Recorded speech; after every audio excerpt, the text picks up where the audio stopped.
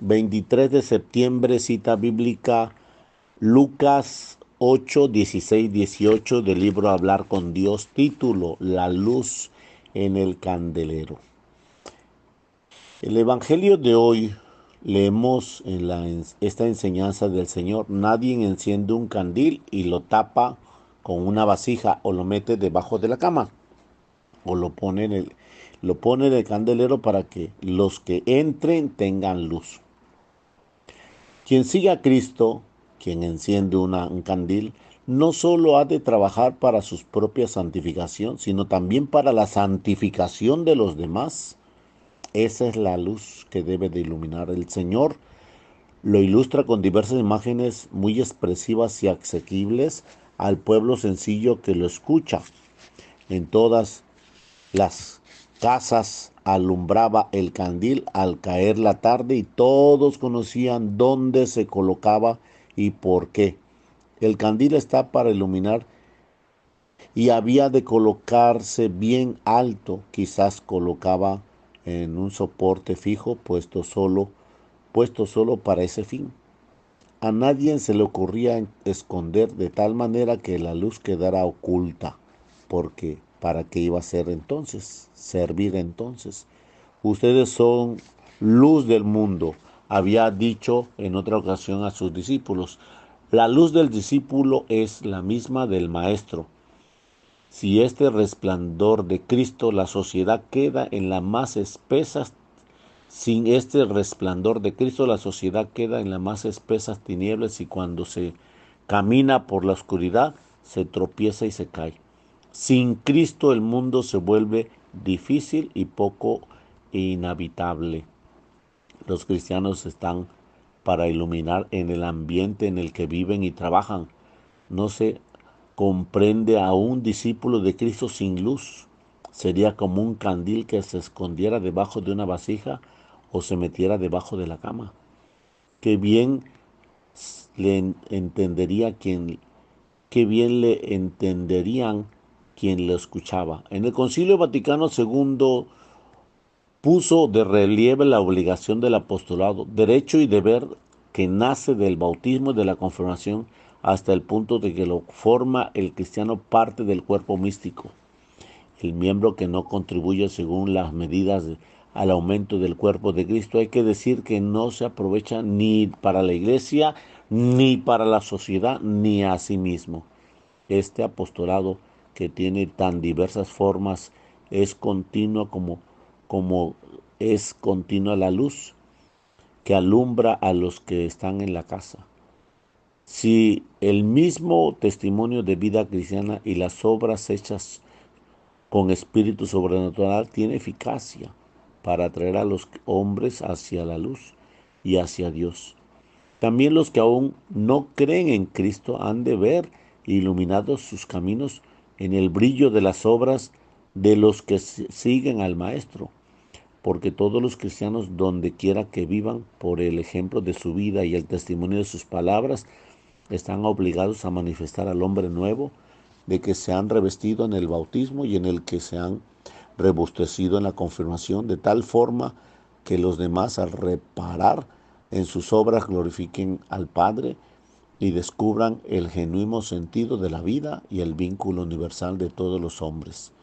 Examinemos hoy nosotros si aquellos trabajan codo a codo con nosotros, quienes viven en el mismo hogar, los que no tratan de, por motivos profesionales y sociales, reciben esa luz que señala el camino amable que conduce a Dios.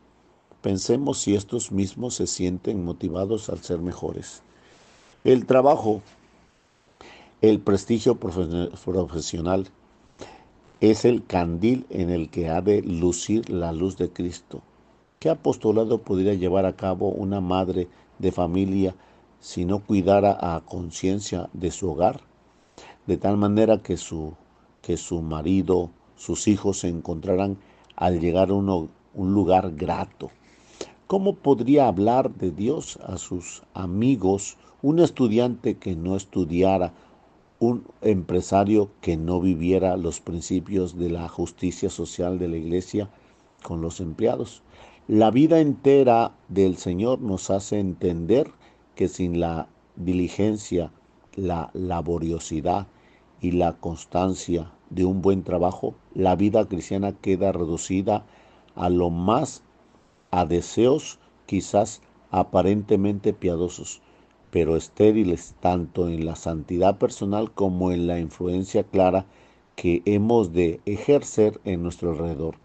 Cada cristiano debe de obrar de tal manera que quienes traten de percibir el, el olor de Cristo en ti deben de actuar de modo que a través de las acciones del discípulo puedan descubrirse el rostro del Maestro. Por eso, el ejemplo en aquellos que contribuye como la columna vertebral de todo hombre, el trabajo ha de ir por delante, siendo un buen enfermo, llevando un sentido sobrenatural de su propia carga en la enfermedad. El Señor quiere que la farmacéutica sea competente en aquellas medicinas que despacha y que cuando sea oportuno sepa dar el consejo humano y sobrenatural que ayuda y anima, que el taxista conozca bien las calles de la gran ciudad y que el conductor de un medio público de transporte no maltrate a los pasajeros con un mal modo de conducir. Desde el comienzo de su vida pública conoce el Señor como el artesano, el Hijo de María. A la hora de los milagros, la multitud exclama: todo lo hace bien. Absolutamente todos los grandes prodigios y las cosas menudas cotidianas que que a nadie deslumbraron, pero que Cristo realizó con la plenitud de quienes es perfecto Dios y perfecto hombre. Jesús, que quiso emplear en sus enseñanzas los oficios más diversos, mira con amor el trabajo, sus diversas manifestaciones, viendo en cada una de ellas un aspecto práctico de la semejanza del hombre con Dios, Creador y Padre. Para tener prestigio profesional es necesario cuidar la formación en las propias actividades u oficios, dedicando a las horas necesarias, fijándose metas para perfeccionarlas cada día, incluso después de terminados los estudios y el periodo de aprendizaje propio de todo trabajo.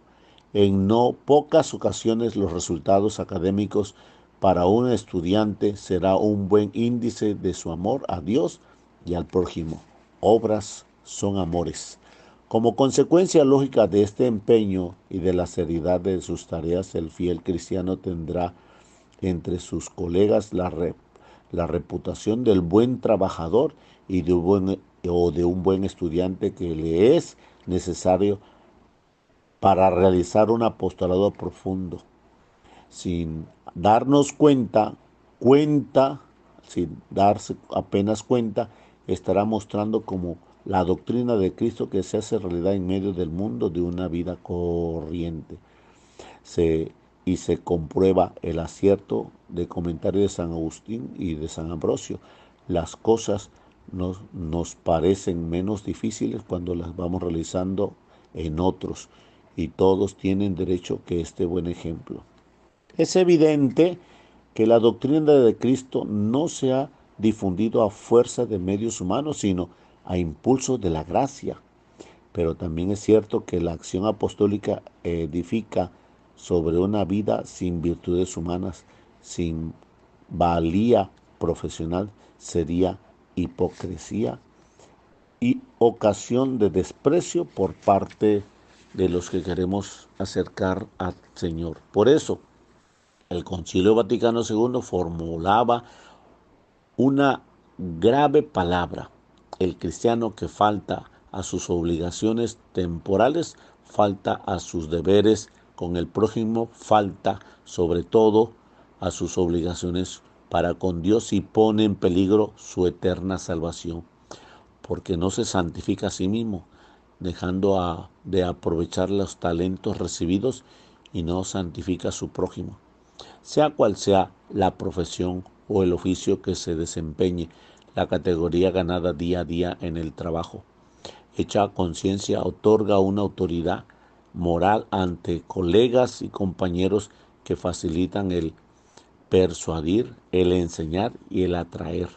Es tan importante esta solidez profesional que un buen cristiano no se puede escudar en ningún motivo para no ganarlo. Para quien se empeña a vivir eh, hasta el fondo su vocación cristiana, el trabajo competente y los medios para lograrlo constituyen un deber primario. Por eso, el buen médico, si quiere seguir siendo, no abandonará el estudio que lo mantiene al día. El buen profesor renovará sus materias pedagógicas porque lo mantiene actualizado, sin contentarse con repetir una y otra vez los mismos guiones que lo dejarían sumido en una mediocridad por no actualizarse. La competencia y la seriedad con que se debe realizar el trabajo profesional se convierte así en un candelero que ilumina a los colegas y amigos. La caridad cristiana se hace visible entonces desde lejos y a la luz de la doctrina ilumina desde sus alturas en una luz familiar y cercana con su facilidad y llega a todos iluminando con sus ejemplos. 23 de septiembre del libro Hablar con Dios, en el nombre del Padre, del Hijo, del Espíritu Santo. Amén.